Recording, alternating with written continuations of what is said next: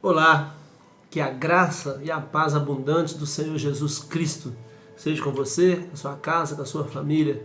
Hoje é dia 28/5/2020. Um prazer ter você aí. Fico muito feliz de saber que você está aí do outro lado, me assistindo, ouvindo, uma palavra de conforto, de amizade, não religiosa, mas uma palavra que vem direto do coração de Jesus Cristo para a sua vida, para a minha vida, para a nossa casa, para a nossa família.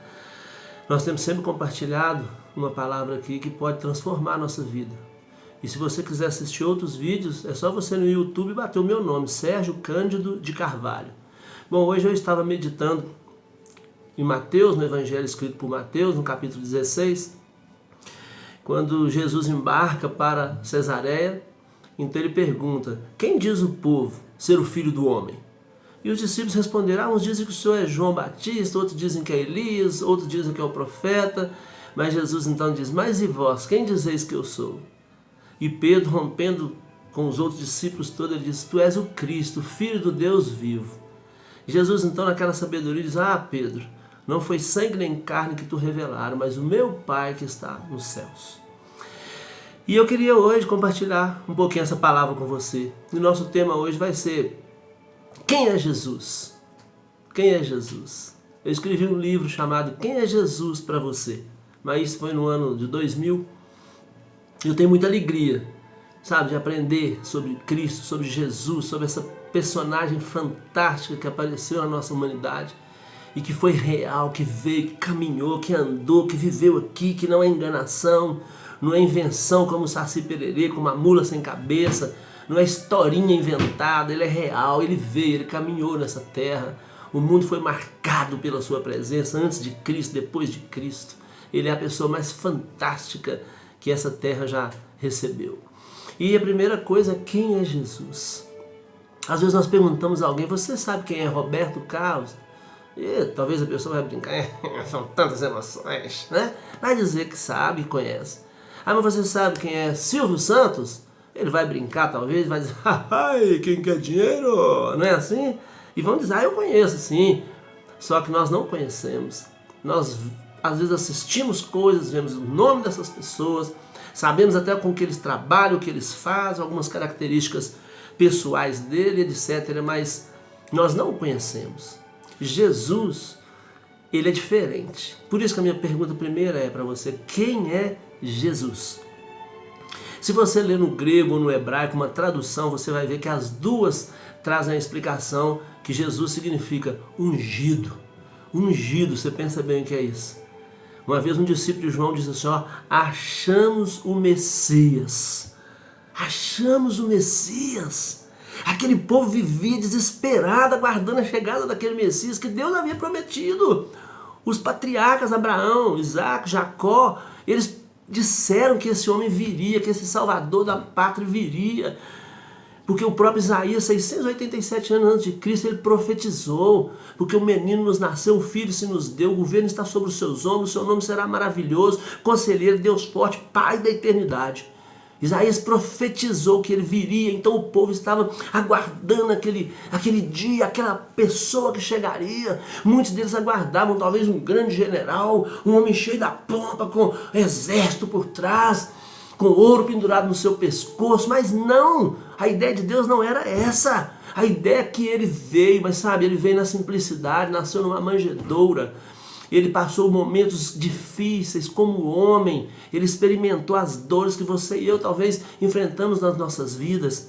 Mas Jesus, ele é aquela duas opções que as pessoas têm: é aceitar ou rejeitar. É questão de vida e é questão de morte. Nós podemos escolher quem é esse Messias, esse prometido que Deus deixou para a humanidade. Então, quando esse menino nos nasceu, a ideia que Deus já tinha era: eu vou transformar a história da humanidade através do meu filho. E esse filho maravilhoso que veio, que caminhou, que andou aqui, que ensinou, que mostrou coisas para aquelas pessoas que elas nem nós passavam pela sua cabeça. Uma nova vida, uma vida diferente que ele ofereceria para aquelas pessoas. Quando nós assistimos o batismo, lá no João conta isso de uma forma esplendorosa, ele fala: de fato eu vi e tenho testificado que ele é o Filho de Deus. João batizava e ele arrastava multidões atrás dele. E ele vem e diz: olha que ele é muito mais do que eu. Eu não sou digno nem de desatar suas alpargatas. Eu batizo vocês na água e ele vai batizar vocês, sabe com o quê? Com o Espírito Santo e com fogo. Ele é diferente, ele veio do céu. Eu nasci aqui, eu estou aqui, eu sou o precursor dele. Eu estou apenas alertando vocês que ele está chegando, que ele está aí, que vocês precisam dele. E ele diz: eu vi o Espírito descer sobre ele em forma corpórea de pomba. Eu vi. E ainda ele diz mais ainda, ele fala: olha, ele escutou a voz dizendo assim: ó, este é o meu filho amado, a ele eu ouvi, é com ele que eu me comprazo. Ou seja, Deus está dizendo: é com ele que eu me alegro. Ele agrada a mim, Deus está dizendo. Assim como Deus disse, quando você e eu entramos em oração e nós conversamos com Deus, aí ele fala que a nossa oração, o nosso pedido sobe como um incenso aromático, agradável às narinas de Deus. Você entra numa loja que vende incenso, aquele cheiro gostoso, não é? Você fica agradado. Entra numa loja de perfumes, de qualidade, é claro, e você entra, aquele cheiro gostoso, não é? Mas você entra numa loja que está mal cheirosa, você dando a espirrar, faz um mal, achar que você está com coronavírus, não é? Mas Deus não, Deus, a oração faz isso, ela modifica, ela transforma. Você e eu podemos fazer essa escolha. Nós podemos viver com Jesus ou sem Jesus, é questão de escolha, vida ou morte. Eu li uma história um dia fantástica, um homem estava pescando com seu barco e em um determinado momento ele dava pé e ele desceu do seu barco e está pescando. De repente, um determinado peixe veio, pegou no seu pé e agarrou. E ele forçava e o peixe não largava, e ele cravou os dentes, e ele pega e puxa e não conseguia, ele gritava de dor. E alguém do lado de fora gritou para ele assim: sai da água que ele morre, sai da água. E o homem então, sem entender, morrendo de dor, pulou para dentro do barco e ficou com o pé fora da água. Aí de repente o peixe morreu, ele foi lá, abriu, arrancou e tirou o peixe do seu pé. O que isso significa para você e para mim hoje? Nada significa. Significa que aquele peixe morreu porque ele saiu do seu habitat. O habitat é aquele lugar natural da vida específica. Quando você e eu abrimos mão de Jesus na nossa vida, nós saímos do nosso habitat. E nós ficamos então à mercê de qualquer coisa que venha sobre nós. Sobre espíritos malignos, sobre tempestades que eu falei semana passada, sobre problemas que nós não vamos conseguir resolver, porque nós saímos do nosso habitat. Então eu te pergunto para você, quem é Jesus? Eu já te falei que o João testificou claramente que ele era o Filho de Deus. Deus falou do céu, a ele ouvi, é com ele que eu me comprazo. E a segunda pergunta que eu te faço, o que ele veio fazer aqui? O que esse homem fantástico veio fazer aqui? Ele veio, ensinar coisas para você e para mim que o mundo não conhecia até então.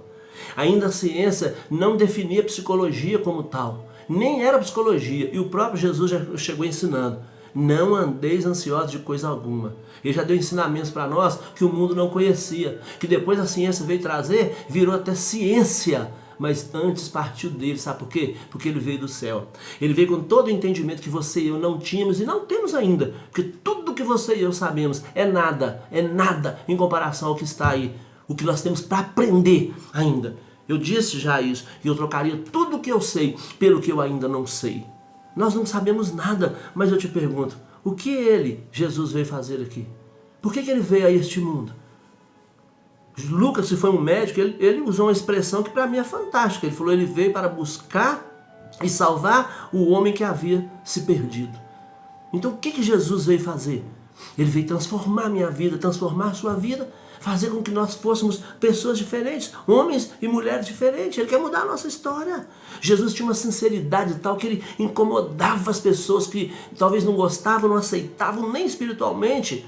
Mas quando nós vemos a sua sinceridade, não sei se você já ouviu falar sobre a sinceridade é um termo que surgiu na Roma Antiga. O que era isso? Aqueles monumentos, eles começaram a se danificar com o tempo, com a chuva serena, etc., com a intempéria da natureza. Então eles criavam buracos, frestas, pedaços, perdiam a cor. Então eles contratavam artistas e eles vinham então e colocavam cera. E passavam cera naquele lugar, lixava, pintava de novo. E aquele monumento ficava lindo outra vez. Só que com pouquinho tempo, assim que vinha um sol quente, aquela cera derretia e se desfazia. E aquela cratera, aquele buraco, o que estava ruim, volta. Por quê? Porque a cera derretia.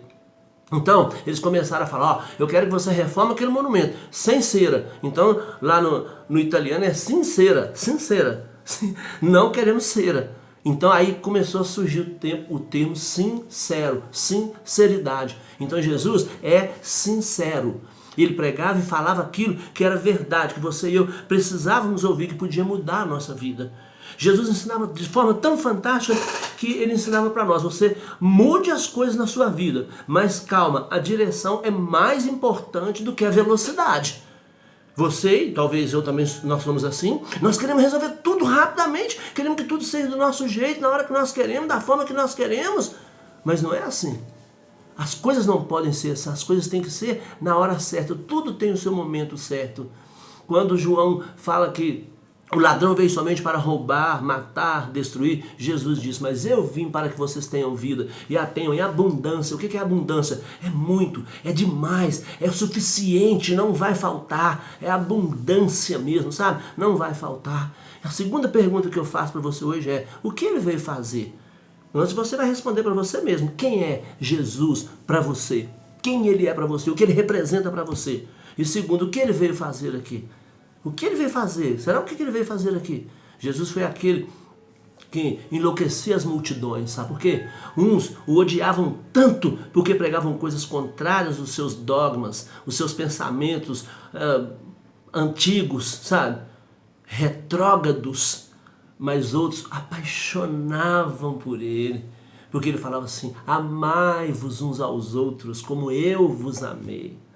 Jesus era tão fantástico que a mesma quantidade de amor que uns tinham por ele, outros tinham de raiva, de ódio, de insensatez, porque ele incomodava as ideologias, porque ele não era religião, a gente sempre fala isso. Pessoas se dobravam no chão, no meio de uma praça pública, como se aquilo ali fosse mudar alguma coisa, melhorar alguma coisa nas suas vidas, mas não tinha sinceridade, não eram verdadeiros. Por que aqueles homens seguiram Jesus? A troco de quê? Jesus ofereceu o quê? Se alguém passar na sua porta hoje te oferecer para segui-lo, te oferecer um salário altíssimo, você talvez vai. Ainda que você faça coisas que nem concorde, mas pelo dinheiro você vai. Jesus não ofereceu nada disso. Ele falou assim, ele passava no lugar, olhava e falava assim, vem, segue-me. E onde ele passou na coletoria, está lá Levi, ele olhou para ele e falou assim, vem, segue-me.